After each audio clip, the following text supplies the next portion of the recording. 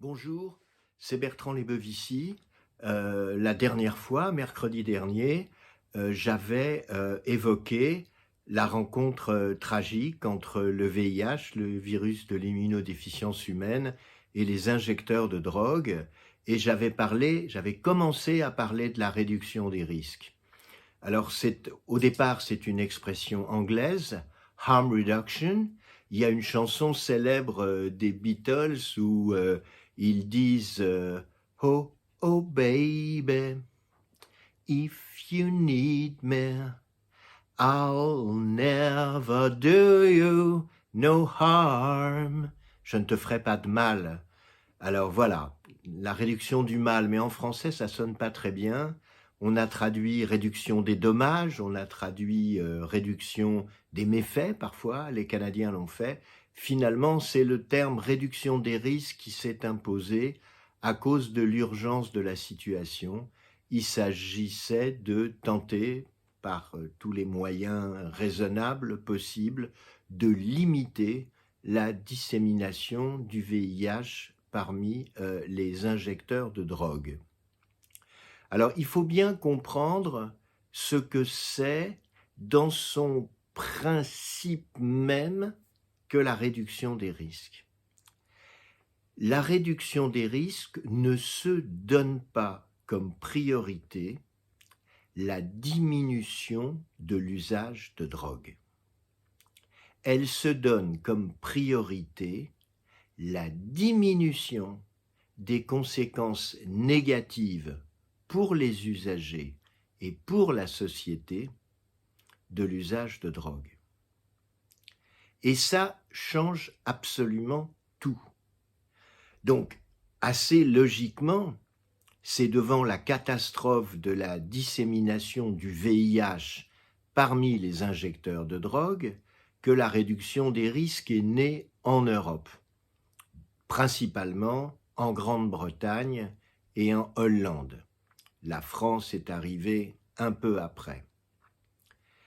Il faut bien comprendre que, prenons l'exemple français, il faut bien comprendre qu'en France, où l'usage était pénalisé, où l'usage était un délit dans la loi, la fameuse loi de 70, il était quand même paradoxal qu'on mette à la disposition des gens des objets, les seringues, dont le but est de permettre une certaine modalité de l'usage, sa modalité injectable.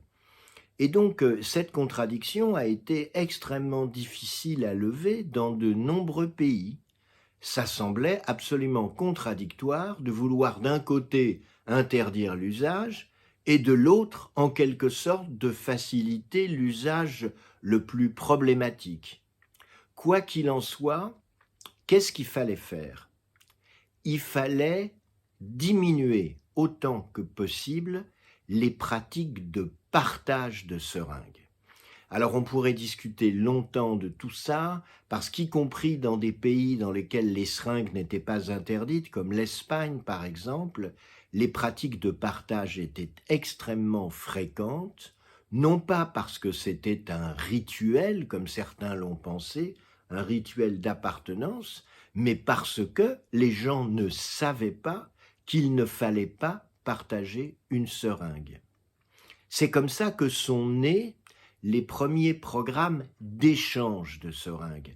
Et je voudrais insister là-dessus parce que même parmi les esprits les plus déliés, on continue à confondre partage et échange. Le partage de seringues, c'est ce qu'il ne faut pas faire.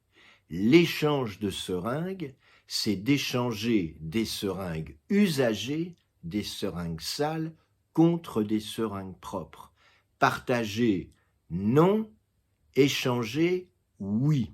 Une fois qu'on a dit ça, il faut bien comprendre quelles conséquences avait ce changement dans l'ordre des priorités.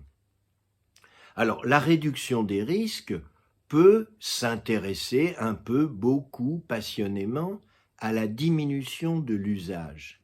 Mais encore une fois, ça n'est pas ça qui caractérise la réduction des risques. Ce qui caractérise la réduction des risques, c'est finalement l'idée suivante. Il y a des gens qui se sont engagés dans l'usage de drogue. Combien de temps ça va durer? Personne ne le sait sauf le bon Dieu. Certains de ces usagers ont des pratiques qui sont plus dangereuses car ils injectent un certain nombre de substances. On n'a pas de moyen de les empêcher de faire cela.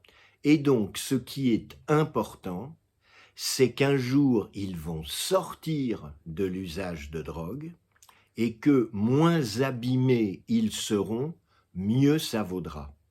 Et donc, l'idée, c'est en quelque sorte de donner du temps au temps. Avec l'injection de drogue, on était évidemment dans une situation qui rendait l'accès aux seringues propres par tout moyen. Vente en pharmacie, programme d'échange de seringues, automates échangeurs de seringues qui permettent d'avoir accès à une seringue propre la nuit.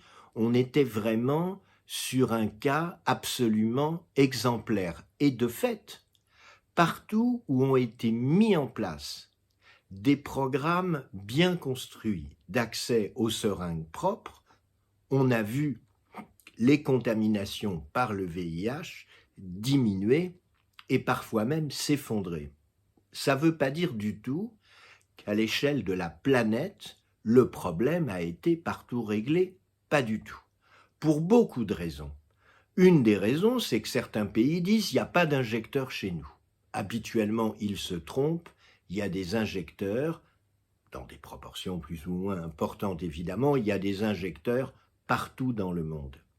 La deuxième chose, c'est que certains pays n'ont pas été capables de mettre en place ces dispositifs de santé publique, ou l'ont mal fait. Et donc, à l'échelle mondiale, la question de l'accès aux seringues propres reste une question qui n'a pas été entièrement résolue. Mais on peut dire que dans tous les pays qui ont mis en place des dispositifs d'accès aux seringues propres, la contamination par le VIH, la contamination par contact sanguin, s'est effondrée, a beaucoup diminué, et c'est la première grande victoire de la réduction des risques. Il y a un deuxième type de dispositif qui est très lié à la réduction des risques, parce que historiquement, ce sont les militants, les partisans de la réduction des risques, en particulier en France, qui ont fait avancer cette affaire, ce sont les fameux traitements de substitution opiacés. Alors, les traitements de substitution opiacés, il faut tout de suite le comprendre, ne visent pas nécessairement des injecteurs. On peut parfaitement sniffer des quantités importantes d'héroïne chaque jour, être héroïnodépendant et ne jamais avoir injecté de sa vie. Mais parmi les gens qui bénéficient de ces traitements de substitution opiacés, il y a bien sûr un nombre plus ou moins important d'injecteurs. Comme je vous l'avais expliqué, le secteur de soins spécialisés en France était à l'époque extrêmement réticent à mettre en place les traitements de substitution et il aura fallu effectivement la menace du sida, menace qui était très réelle puisque, comme je l'ai expliqué, la majorité des injecteurs de drogue sont des hommes, la majorité de ces hommes sont hétérosexuels, ils ont des partenaires féminines qui elles-mêmes vont avoir d'autres partenaires masculins, et c'est comme ça que le virus peut parfaitement disséminer de la population spécifique des injecteurs de drogue à, disons, la population générale. Donc, non seulement il y avait un objectif de santé publique en direction des injecteurs et de leurs partenaires sexuels, mais il y avait aussi, et ça a été dans l'ensemble extrêmement mal compris à l'époque, il y avait une mesure de santé publique générale qui protégeait l'ensemble de la population. Comme on le sait, en France, c'est le décret Barzac de 1987 qui a permis de remettre les seringues en vente libre, tandis qu'à partir de 89, se développaient des programmes d'échange de seringues, et un programme d'échange de seringues qui soit fixe ou mobile, c'est vraiment le prototype même d'une action de réduction des risques. L'objectif, ça n'est pas de demander aux personnes qui fréquentent le programme de cesser de se droguer, de cesser d'injecter en l'occurrence, mais en revanche, c'est leur donner un outil qui leur permettra peut-être d'échapper au VIH. Je parlerai une autre fois du virus de l'hépatite C qui pose d'autres problèmes. Alors voilà, on est dans cette situation, c'est la fin des années 80, le début des années 90 et un mouvement social dans lequel se trouvent des médecins, dans lequel se trouvent des travailleurs sociaux, dans lequel se trouvent des infirmiers, dans lequel se trouvent des psychologues, dans lequel se trouvent des associations d'usagers, c'est ce qu'on appelle l'autosupport, de l'anglais self-help.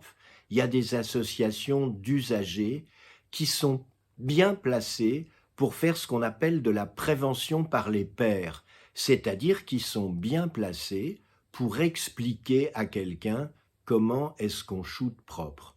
Shooter propre, ça suppose d'une part de se laver les mains, d'autre part de désinfecter le point d'injection. Le petit coton alcoolisé, il ne sert pas à enlever la goutte de sang après l'injection.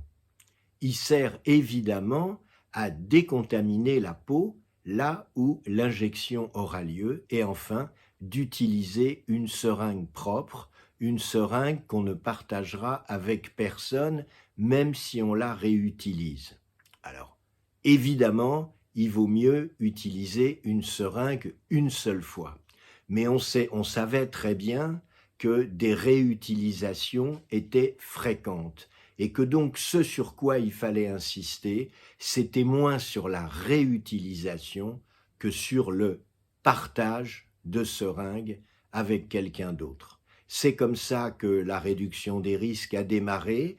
Elle va avoir de multiples applications. Je pense en particulier à ce qui s'est passé dans le champ du tabac ou dans le champ de l'alcool. Je pense à l'analyse des substances issues du marché clandestin. Tout ça, c'est quelque chose qui est lié à cette nouvelle conception qui consiste à tenter de protéger les usagers et la société des conséquences les plus lourdement négatives de l'usage de drogue. Voilà, je m'arrête pour aujourd'hui, je vous dis à très bientôt. Ciao, ciao. Bonne semaine.